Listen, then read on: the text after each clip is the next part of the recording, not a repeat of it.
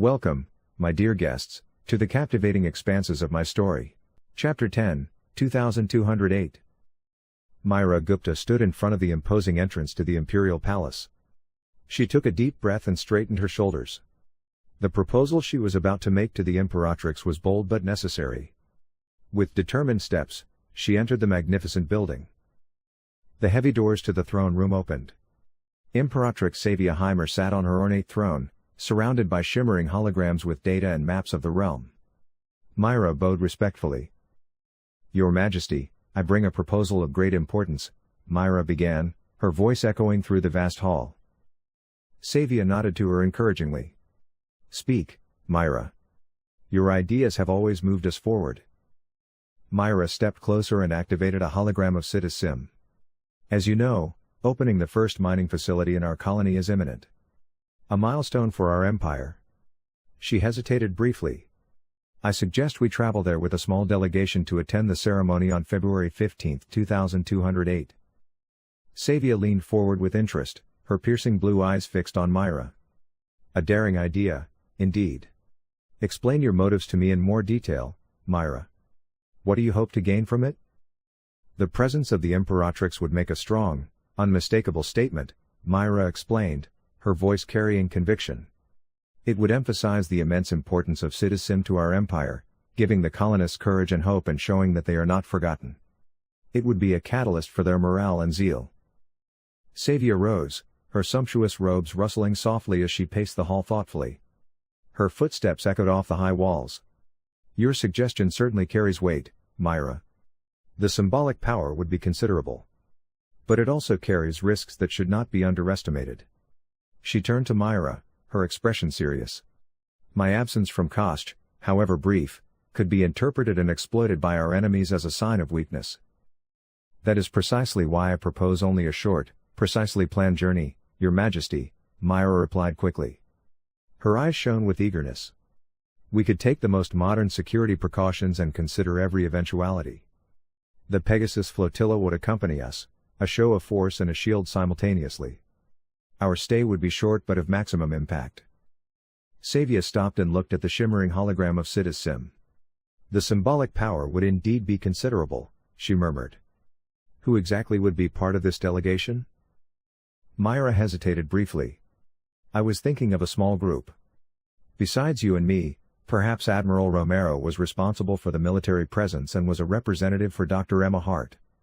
She's too far away with the Ek Asimov to make it to us in time." "An interesting combination," nodded Sevia approvingly. "But what about Nadine Heimber? The Helix Church won't be happy if we leave her out." Myra suppressed a sigh. "You're right, Your Majesty. Including Nadine would be diplomatically prudent, even if it would change the dynamics of the group." Sevia returned to her throne and sat down thoughtfully. "Your suggestion has potential, Myra. But it needs careful planning and preparation. Let's work out the details over the next few days." Myra bowed again. "As you wish, Your Majesty. I will begin preparations immediately." On January 15, 2208, the Imperial yacht rose majestically from the launch pad of the Xanadu spaceport. The sleek, gleaming silver ship broke through the atmosphere of Kasach, accompanied by the thunderous roar of its engines. On board was the high-ranking delegation led by Imperatrix Sevia Heimber herself. Sevia stood motionless at the command deck's panorama window. Her eyes followed the shrinking image of Kasach as the yacht moved further and further away. Her expression remained impenetrable, a carefully rehearsed mask of composure. But her piercing blue eyes reflected a storm of conflicting emotions, anticipation of what would come and an underlying apprehension in the face of uncertainty. "Your Majesty, the Pegasus Flotilla has taken formation," the pilot reported, his voice full of respect and professionalism. Sevia turned away from the window, her sumptuous gown rustling softly as she moved. "Very well. Begin preparations for the hyperspace jump."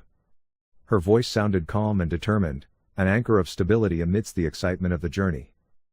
5 corvettes of the Pegasus Flotilla flanked the Imperial yacht in a protective formation. Their sleek, raptor-like silhouettes cut through space, a silent warning to potential threats. The ship's advanced weapons systems and shields gave the convoy an imposing military presence. Myra Gupta's practical, colorful attire, contrasting Sevia's splendor, stepped up next to the Imperatrix. Her friendly smile radiated confidence. An impressive escort. Admiral Romero has done a great job. Her tactical brilliance is evident in every facet of this formation. Indeed, Sevia replied. Let us hope her services are not required. Meanwhile, Siddhas Sim pulsed with feverish activity. In Knossos City, the shimmering jewel of the young colony, Elena Volkov orchestrated the final preparations for the upcoming opening ceremony of the mining facility with steely determination. Her calm efficiency contrasted with the colonists' bubbling excitement. Status of security? Elena barked to her assistant as she navigated the crowded streets. Her footsteps echoed on the freshly poured concrete, symbolizing the colony's rapid progress. All checkpoints are operated, Administrator. Drone surveillance is running at full speed. We have air superiority over every square meter of the city. The assistant panted to keep up with Elena's energetic pace. Elena nodded curtly, her expression a mask of concentration. Satisfactory. And the status of the mining facility? The technicians are carrying out the final tests, ma'am. The systems are stable, and the safety protocols are working. We're right on schedule. Elena's eyes narrowed as she fixed on the imposing silhouette of the mining facility on the horizon. Excellent. This ceremony will go smoothly, whatever the cost. The vast structure of the mining facility loomed in the distance, a colossus of steel and concrete in the middle of the misty moorland of Siddhas Sim. Hundreds of workers and engineers scurried around the plant like ants, making the final adjustments. Back in space, the Imperial yacht and its escort approached the hyperspace entry vector. Concentrated silence reigned on the bridge. Hyperdrive on standby, reported the chief engineer. We are ready for the jump, Your Majesty. Sevia Heimber glanced at Kostya's hologram floating in front of her one last time. Then she nodded decisively. Initiate the jump. With a flash, the Imperial convoy disappeared into the depths of hyperspace on its way to a historic encounter between the mother planet and the colony. On February 9, 2208, the Imperial yacht broke through the atmosphere of Siddhas Sim. The silver ship glided majestically through the mist-shrouded air and touched down gently on the improvised spaceport of Knossos City. The Pegasus Flotilla took up a protective formation over the city, its presence a silent reminder of potential threats. Imperatrix Sevia Heimber stepped out of the yacht, her sumptuous robes gleaming in the subdued light of the alien sun. Elena Volkov, flanked by a group of high-ranking colonists, strode towards her. The administrator bowed deeply. Welcome to Siddhas Sim, Your Majesty. It is an extraordinary honor to welcome you to our humble colony planet. Elena Volkov's voice trembled slightly with suppressed excitement. Sevia nodded graciously, her piercing blue eyes scanning the surroundings. Thank you, Administrator Volkov. The reports of your progress have made me extremely curious. I am eager to see the colony's achievements with my own eyes. Elena led the Imperial delegation through the bustling streets of Knossos City. The young metropolis vibrated with energy and zest for action. Everywhere, improvised solutions and bold constructions bore witness to the colonists' ingenuity in the face of the alien environment. People of all professions, from simple miners to highly specialized technicians, bowed deeply as the group passed. After a long walk, they finally reached a spacious park at the edge of the settlement. Elena made a sweeping gesture towards the fascinating mix of familiar and exotic flora. Here, Your Majesty, we have tried to create a piece of home. This compound is home to Kostya and Siddhas Sim plants. Sevia looked at the strange mixture of familiar and weird plants. Some of Kostya's plants looked puny, their leaves pale and limp. Elena noticed Sevia's scrutinizing gaze. We must admit that some of Kostya's plants aren't doing as well here as we'd hoped. The conditions are challenging. But our gene priests are working tirelessly to find a solution. Nadine Heimber's ears perked up at these words. The sister of Helix, who had followed the tour in silence until now, stepped closer. Gene priest, you say? Tell me more about it. Elena nodded respectfully. Of course, Reverend. We have a small group of gene priests dedicated to adapting our native flora to the conditions here. They combine ancient knowledge with state-of-the-art genetic engineering. Nadine's eyes narrowed to slits, and her voice took on a sharp undertone. Most interesting. I insist on learning more about their work. Especially about the ethical boundaries they set for themselves. Sevia watched the exchange with the attention of a bird of prey, her face a perfectly rehearsed mask of neutrality. But a spark of concern flashed in her steel blue eyes for a split second. She turned back to Elena with a fluid movement, deftly masking the tension. An awe-inspiring achievement, Administrator Volkov. Now that we've seen this Garden of Hope, how are preparations going for the opening ceremony of the mining facility? I hope everything is thriving there just as splendidly. Elena tightened her posture as if she had received an electric shock. Her voice sounded firm and full of conviction. Everything is going exactly according to plan, Your Majesty. The facility is about to go into operation, and the security measures have been checked and tightened several times. We expect the ceremony to run smoothly. Sevia nodded approvingly. Excellent. Let us continue. I look forward to hearing more about your progress. The group continued on their way, the alien vegetation of Siddhas Sim on either side. Nadine took one last thoughtful look at the struggling plants of Kasach before following the others. The delegation followed Elena Volkov through the narrow streets of Knossos city. Sevia Heimber felt the curious glances of the colonists gathered by the roadside. The scent of exotic flowers hung in the air, mixed with the earthy smell of freshly dug soil. Up ahead is the enclave of the Gene Priests, Elena explained, pointing to a demarcated area on the city's edge. A high fence of interwoven vines surrounded the area, pierced by an imposing archway made of gleaming metal. Nadine Heimber stepped closer to Sevia, her voice barely more than a whisper. Imperatrix, I must warn you. The Echidna faction holds unorthodox views. Their experiments go against everything the Helix stands for. Sevia nodded curtly, her expression impenetrable. I'm aware of that, Nadine. Nevertheless, we must include all groups on Siddhas Sim. It's the only way we can preserve the unity of the realm. As they approached the entrance, two figures in flowing robes stepped towards them. Their skin shimmered an unnatural shade of blue that seemed to pulsate in the sunlight. Fine scales covered their hands and faces. Welcome, Imperatrix, the taller of the two spoke in a deep, melodic voice. His eyes shone a mesmerizing shade of gold. I am Brother Thales, leader of this humble community. We are honored by your visit. Sevia scrutinized him. His eyes looked strangely golden. It is an honor, Brother Thales. Would you show us your enclave? Thales bowed slightly, his scaly skin shimmering in the dim light. With pleasure, Imperatrix. Please follow me. I will show you the heart of our community. He led them through an ornate archway into a lushly planted courtyard. The air was filled with the sweet scent of strange flowers and the soft buzzing of unknown insects. Dozens of Gen priests in similar, flowing robes went about their activities there. Some meditated in small groups, their skin shimmering in shades of blue. Others carefully tended exotic-looking plants whose tendrils twined around their arms. As you can see, we live in harmony with the nature of this planet, Thales explained as he led them through the lush vegetation. His golden eyes glittered with enthusiasm. We believe that targeted genetic adaptation is the key to true harmony between humans and the environment. Every change brings us closer to perfection. Nadine Heimber frowned, her voice sharp as a knife. Adaptation? Are you talking about manipulating the divine heritage? That goes against everything the Helix stands for. Thales smiled mildly. We see it more as perfection, honored sister. Creation has blessed us with the ability to evolve. He pointed to a group of young novices with various shades of blue skin. Our youngest members can already filter the poisonous spores of the native flora. Sevia watched in fascination as one of the novices plucked a bright purple flower and inhaled it without harm. Impressive, she murmured, but isn't that dangerous? Every development involves risks, Thales replied. But we are proceeding with extreme caution. Our goal is to explore the full potential of human genetics. Myra Gupta stepped forward. And what about the economic aspects?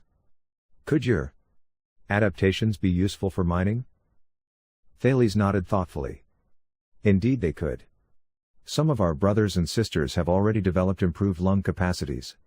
They could work in the deeper tunnels without additional oxygen. Nadine Heimber winced. That's blasphemy. We can't allow. Sevia raised her hand placatingly. Please, Nadine. We're here to learn, not to judge. She turned back to Thales. Tell me more about your research. How far have you come in your findings? Morning broke over Knossos city, a diffuse light filtering through the dense atmosphere of Siddhas Sim. The streets hummed with activity as colonists and dignitaries made their way to the site of the new mining facility. Imperatrix Sevia Heimber stood on an elevated platform, flanked by Myra Gupta and Elena Volkov. Her gaze swept over the assembled crowd, a mixture of expectant faces and curious stares. Citizens of Siddhas Sim, today we mark a milestone in the history of our colony, Sevia began her speech. Her voice echoed across the square, amplified by invisible acoustic fields. This mining facility is not only a symbol of our progress but also of our determination to use the resources of this planet responsibly. Myra stepped forward, a data tablet in her hand. Her fingers flitted across the shimmering surface as she called up the statistics. Our calculations show that this facility will increase the production of rare earths by 300%. This means not only prosperity and progress for all colonists but also a decisive step towards the independence of our colony. A murmur went through the crowd, followed by excited murmuring. Elena Volkov nodded approvingly, her eyes sparkling with pride at her achievements. She straightened her shoulders as if she had already sensed the responsibility that this development would entail. Sevia raised her hand placatingly and continued, "But we know such an undertaking brings challenges. Working in the mines is demanding and requires special skills. I am announcing today that we will launch a campaign on Kasach to recruit volunteers to work here on Siddhas Sim. We seek the best and bravest among us to open this new frontier." Nadine Heimber, standing silently on the sidelines, stepped closer to Sevia. Her face was a mask of concern as she whispered, "Imperatrix, will these volunteers meet genetic purity standards? The Helix doctrine warns of the dangers of interbreeding." Sevia gave Nadine a sharp look. "Any citizen of Kasach who has the courage and skills will be welcome. We cannot afford to exclude talent based on outdated notions." With a fluid motion, Sevia pulled out a shiny ribbon. "I, with this, declare the mining facility of Nasus City open." She cut the ribbon with ceremonial scissors, and the crowd cheered. Myra turned to the journalists present. "The first shipments of volunteers are expected in 3 months. We have already prepared to receive and integrate them into our community." Elena Volkov stepped forward, her voice filled with enthusiasm. "This is a historic moment for Siddhas Sim. We invite everyone to be part of this exciting development. Together, we will create a thriving civilization on this planet." While the celebrations were in full swing, Sevia withdrew for a moment. She watched the crowd now moving towards the mining facility, hoping to catch a glimpse of the impressive machinery. "Imperatrix," Myra joined her, "the initial production figures exceed our wildest expectations. If this continues, Siddhas Sim could soon become the economic center of the sector." Sevia nodded thoughtfully. "That's encouraging, Myra. But we must remain vigilant. Progress often brings unexpected challenges." The Imperial yacht glided smoothly through the Siddhas system and, after several days of travel, approached the moon of Siddhas 4. The shimmering sphere grew steadily in the ship's field of view as it approached its destination. Sevia Heimber stood motionless at the observation window and gazed at the celestial body's gray, rocky surface. Deep craters and jagged mountain ranges stood out. Myra Gupta stepped quietly beside her, her footsteps barely audible on the polished floor. "A fascinating sight, isn't it?" Sevia murmured without taking her eyes off the barren landscape. Myra nodded devoutly. "The ruins are supposed to be impressive. They say they stretch for miles beneath the surface." The yacht set off for landing. Its engines throttled back and maneuvered the ship precisely to the intended landing site. Fine, gray dust swirled up in dense clouds as the ship touched down on the barren surface. For a moment, everything disappeared in the swirling mist. Then, the hatch opened with a soft hiss, and cool, recycled air flowed in. Dr. Chowsiku Uba was already waiting for the delegation at the foot of the ramp. Her white spacesuit bore the distinctive Ek Ibn Battuta logo on the chest. She stood tall and proud, ready to receive the high-ranking guests and initiate them into the secrets of this ancient place. "Welcome to Siddhas 4, Chowsiku greeted the arrivals over the radio, her voice slightly distorted by the spacesuit's communication systems. "Please follow me. Watch your step, the ground is uneven." She carefully led the group to a nearby cave entrance. Protective domes and scaffolding surrounded the opening like a complex network of metal struts and transparent panels. The contrast between the ancient rock formation and the ultramodern technology was striking. Inside, Chao Siku activated the lighting with a fluid movement of his hand. Ancient inscriptions covered the walls like a mysterious carpet of signs and symbols. Strange, alien diagrams glowed in the spotlights and almost seemed to pulsate. "We found evidence of two species here," Chao Siku explained, her voice full of suppressed excitement. "They seem to have coexisted peacefully. A fascinating symbiosis that we don't yet fully understand." Sevia gazed at the murals in fascination, her eyes wandering from one detail to the next. "Amazing. How old are these ruins? They seem so timeless." "Our preliminary estimates are several 100,000 years, Chao Siku replied as she glided a scanner over the wall. "But with each new discovery, we have to adjust our timeline." She led the group deeper into the cave, past shimmering crystal formations and strangely shaped stalactites. In a large chamber that opened up like a natural amphitheater, tools and analytical instruments were present. Holographic projections of the inscriptions hung on the walls, flickering gently in the cool air. "We've made an exciting discovery here," said Chao Siku, pointing to a series of symbols that looked like intertwined double helices. "These symbols bear striking similarities to texts from the Helix archives. It's as if our history has been carved in stone here." Nadine Heimber stepped closer to the wall. Her eyes widened. "That's impossible," she whispered. Chao Siku continued, "The first analyses indicate some religious text. It seems to speak of genetic purity." Sevia frowned. "Genetic purity?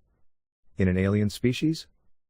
"Yes, Imperatrix," Chao Siku confirmed. "The parallels with the Helix doctrine are astounding."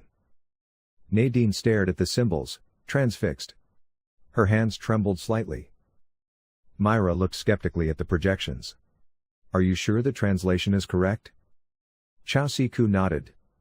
"We've checked the analyses several times. The similarities are too significant to be coincidence." Sevia turned to Nadine. "What do you think?" The High Priestess was silent for a moment. "If this is true, it could change everything," she said, straining. The ex-Susquehanna hovered majestically in orbit around the outermost planet of the Apsu system. Lena Schultz stood on the bridge and looked at the completed outpost through the panorama window. The slender structure shone in the light of the pulsating neutron star that formed the center of the system. "Outpost Apsu 1 reporting readiness, Captain," announced Communications Officer Viktor Petrov. His voice echoed through the tense silence of the bridge. The displays in front of him flickered to the rhythm of the pulsating neutron star. Lena nodded with satisfaction, her eyes shining with pride and determination. "Transmit our status report to Kasach. Code it with the highest priority." She turned to her command crew gathered around the tactical table. The hologram of the Apsu system hovered above them, a three-dimensional image of their challenge. "The next phase begins. We set up mining facilities on the asteroids and research stations to study the neutron star. Every step must be precisely planned and executed." Chief Engineer Yuri Volkov scratched her chin and furrowed her forehead. "The radiation will be a huge challenge. We have to strengthen the shields, otherwise, Apsu will grill us alive." "Work on a solution, Yuri," Lena ordered, her tone brooking no argument. "I don't want any failures. Not here, not now. Apsu may be deadly, but we're tougher." Lena activated a holographic map of the system. 5 planets orbited the glistening neutron star Apsu. The 2 outer ones were gas giants, the 3 inner ones molten chunks of rock. "We'll concentrate on the asteroid belts first," Lena explained, marking the target areas with precise movements. The hologram flickered as her fingers touched the shimmering dots. "We suspect the richest deposits of rare elements there. These resources could revolutionize our entire technology." Science Officer Dr. Asha Singh spoke up, her dark eyes sparkling with excitement. "Captain, I strongly recommend the construction of a mobile research platform in the inner system. From there we can optimally study Apsu's gravitational field and radiation emissions. The data would be invaluable for our understanding of neutron stars." Lena nodded in agreement, an appreciative expression flitting across her face. "Good suggestion, Asha. Prepare a detailed concept. I want a full risk analysis and a timetable for implementation." She turned back to the map and marked more points. Her hand slid through the hologram, leaving glowing traces. "Here and here we set up energy collectors. The radiation intensity of the neutron star offers enormous potential. If we do it right, we could generate enough energy to power Kasach for a century. Security Chief Alexei Kuznetsov frowned. That will push our defense systems to their limits. We should plan additional patrols. Agreed, Lena replied. Assemble appropriate teams. She deactivated the map and looked around. This system holds unimaginable resources and scientific possibilities. But it is also deadly. Any mistake can have fatal consequences. I expect the utmost precision and caution from everyone. The officers nodded thoughtfully. Lena continued, we'll be working in shifts. Each team has 1 week of deployment and 1 week of recovery at the outpost. The radiation exposure must not exceed the limits. She stepped to the window and looked at the pulsating neutron star. Its hypnotic presence filled the room. Apsu will not give up its secrets to us without a fight. But we will wrest them from him, piece by piece. Lena turned to her crew, determination in her gaze. Let's get to work. We have a system to open up. Hana Hussein sat in her office in the Foreign Ministry of Kasach, surrounded by holographic displays and data panels. Her eyes burned from hours of studying the little information she had about the mysterious Sade. Suddenly, her communicator flickered on. Diplomat Hussein, urgent report from the Siddhas system, an excited voice announced through the communicator. The sudden noise broke the tense silence in Hana's office. Hana straightened up abruptly, her spine cracking softly after the long hours of bent work. Speak, she ordered, her voice a mixture of professionalism and barely concealed excitement. The Sade have jumped into the system. They are currently lingering near Siddhas V, the gas giant. Our sensors picked them up a few minutes ago. Hana's heart hammered against her ribs, adrenaline rushing through her veins. Do we have visual confirmation? She asked, her fingers already dancing across the console to retrieve additional data. Yes, the outpost has taken pictures. The images are currently being transmitted. Quality is not optimal due to the distance, but recognizable. Seconds later, blurry holograms materialized in front of Hana, flickering and unstable. She leaned forward, narrowing her eyes as if she could improve the resolution by sheer force of will. The images showed massive, octopus-shaped structures gliding majestically through space. Their surfaces shimmered like polished mother-of-pearl in the light of the distant star. Are those spaceships? Hana murmured, more to herself than to her conversation partner. She involuntarily reached out as if she could touch the alien beings. Our analysts suspect they could be bioships, the voice explained, a hint of awe resonating. Living organisms that serve as spacecraft. We've never seen anything like it. Hana stared at the images in fascination, her breath catching. The creatures moved with a grace that no conventional ship possessed. Their skin shimmered in the light of the gas giant, suggesting pulsating patterns and organic structures that followed no known design principle. Tentacle-like protrusions gently groped through space as if searching for something invisible. How many are there? Asked Hana, her voice barely more than a whisper. We count 7 individuals. They seem to be swimming in some formation, almost like a coordinated dance performance in the vacuum of space. Hana activated more displays with trembling fingers, calling up data on Siddhas V. The holographic representation of the gas giant flickered before her. What are they doing there? Can we classify their behavior? They're orbiting the planet in a stable orbit, perfectly synchronized. Our sensors indicate that they may be absorbing gases from the upper atmosphere. The composition of the gases is changing in their immediate vicinity. They feed? Hana speculated aloud, her eyes widening at the realization. Creatures that feed on planetary atmospheres? That's one possibility. We can't say for sure. Hana sat back, her mind racing. This was a unique opportunity for first contact but also a potential threat. She had to proceed with caution. Have they reacted to our presence? She asked. Not so far. They seem to be ignoring the outpost and our probes. Hana nodded slowly. Good, we need to gather more information before we attempt an approach. Send out more probes, but keep a safe distance. I want detailed scans of their biology, movement patterns, anything we can get. Understood, Diplomat Hussein. And prepare a message to the Imperatrix. She needs to be informed immediately. Hana deactivated the link and turned her attention back to the holograms. She watched the graceful movements of the Sade, her heart filled with awe and nervousness. "What are you?" she whispered, "and what brings you here? Have they reacted to our presence?" she asked. "Not so far. They seem to be ignoring the outpost and our probes." Hana nodded slowly. "Good, we need to gather more information before we attempt an approach. Send out more probes, but keep a safe distance. I want detailed scans of their biology, movement patterns, anything we can get." "Understood, Diplomat Hussein." "And prepare a message to the Imperatrix. She needs to be informed immediately." Hana deactivated the link and turned her attention back to the holograms. She watched the graceful movements of the Sade, her heart filled with awe and nervousness. "What are you?"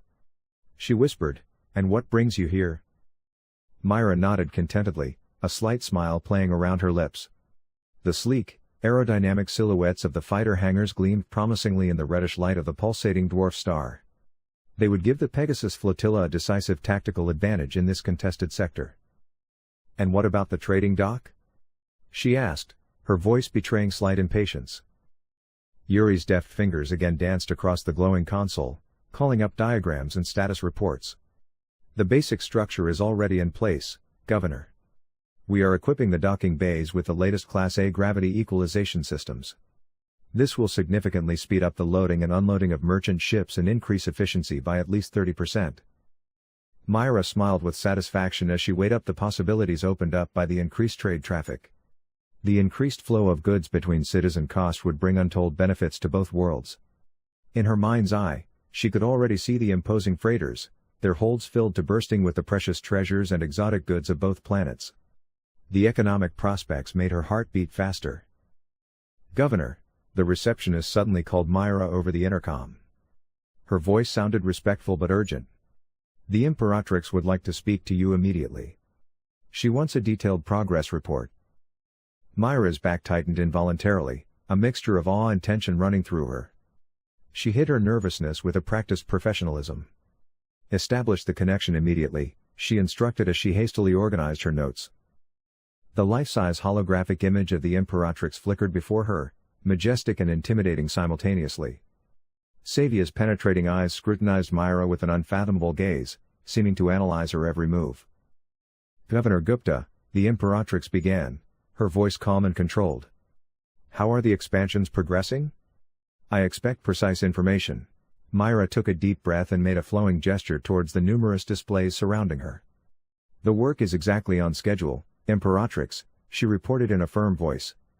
"The state-of-the-art hangar facility will be fully operational in just a few days. The expanded trading dock will follow immediately, and the final tests are already underway." Sevia nodded slowly, her expression impenetrable. "Excellent," she commented curtly. Then she narrowed her eyes slightly.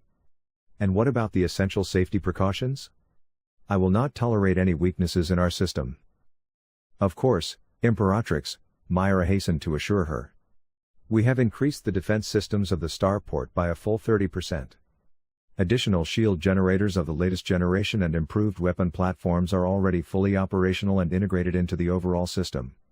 The security of the sector is a top priority." "Good." Sevia's gaze wandered briefly to the side as if weighing something up. "Expanding our presence in Siddhas is of paramount importance. But we must remain vigilant." "Of course, Imperatrix," Myra agreed. "The safety of the colony is our top priority." Sevia fixed Myra again. "I'm relying on you, Governor. Keep me informed of any developments." "As you command, Imperatrix." The hologram went out. Myra took a deep breath and turned back to the status screens. "Yuri," she said, "let's go over the power distribution for the new modules again. I want to make sure we're prepared for all eventualities." The chief engineer nodded and began to call up diagrams on the main screen. Myra studied the numbers and graphs, and her mind was already on the next steps. "Hey, I would be happy if you could give my video a like, leave a comment and subscribe to my channel to stay up to date.